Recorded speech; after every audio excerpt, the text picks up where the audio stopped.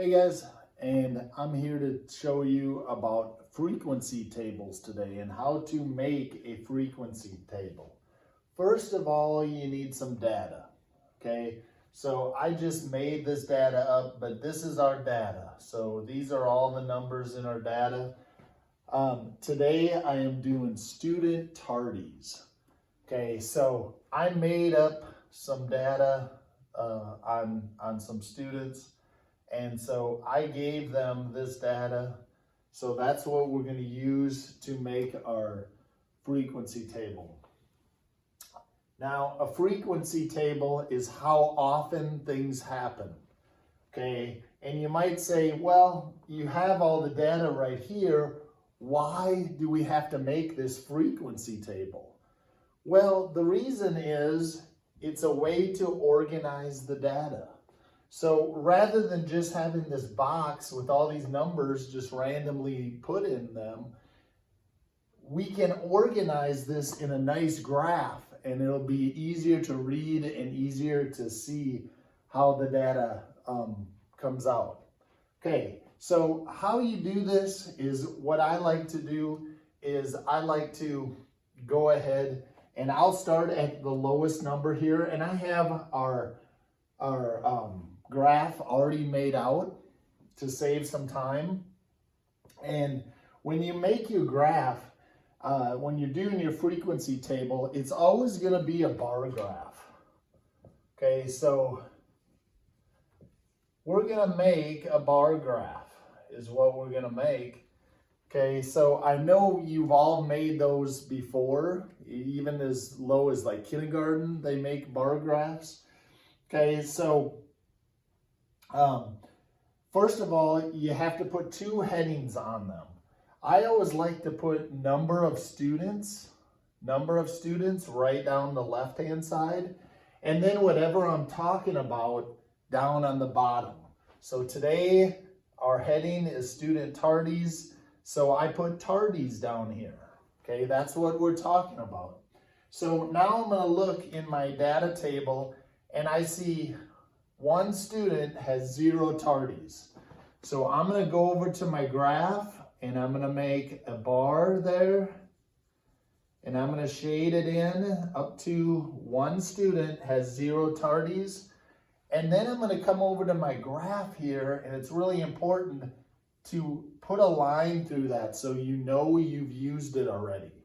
Okay, don't totally cross it out, because I had a girl do that on a test one time. She was totally scribbling out the numbers, and then she missed one. And she had to go back and figure out which one she missed, and she raised her hand and she said, Mr. Poole, I scribbled out the numbers and I can't see which number I need to go find. So just put a line through them so you can still see them, but that way you know you've used them already. All right, so now I'm going to go over to the number 1. So I'm going to look for my ones. I have 1 here, so just 1. So I'm going to go ahead and cross that out, and I'm going to come over to my bar graph, and I'm going to make 1 student has 1 tardy. Okay, 2 tardies, so I'm going to have 1, 2. So now I'm going to go up to 2 here, and I'm going to make a bar here, and then I'm going to shade it in. Okay, how many have 3 tardies? 1, 2. Okay, again, just 2 students have 3 tardies. Okay, so now I'm going to shade that in. All right, 4 tardies, just 1 student.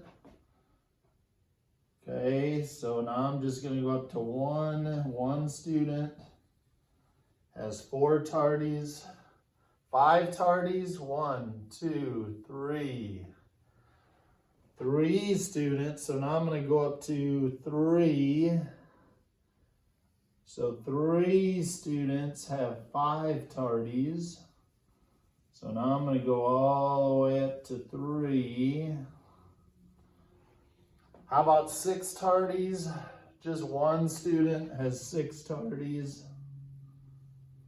Okay.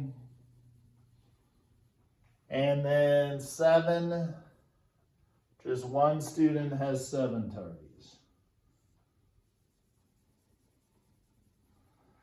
All right, and now I have my frequency table. And you can easily see how many students have how many tardies now. You can say, oh, 5 students or 3 students have 5 tardies. Oh, 2 students have 2 tardies. 2 students have 3 tardies.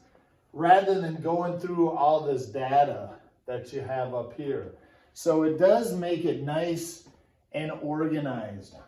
And then the next thing we're going to do with this data is they're going to ask you questions about the data. Okay, so they're going to say, how many students had more than 5 tardies?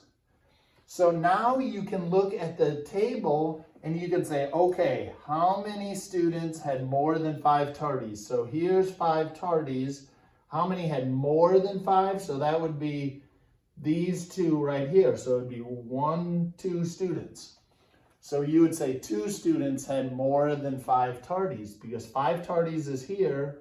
So here are the 2 students that had more than 5 tardies. Okay, and you can say, how many students had 0 tardies? Well, I don't have to look at this anymore. All I have to do is look at my graph and I can say, oh, 1 student had 0 tardies. Okay, so it's a way, this frequency table is a way of eliminating just this cluster of numbers. Okay, it's organizing the data. All right, I hope this helps you to build your frequency table, and we'll practice in class. Okay, all right guys, have a good day. Bye.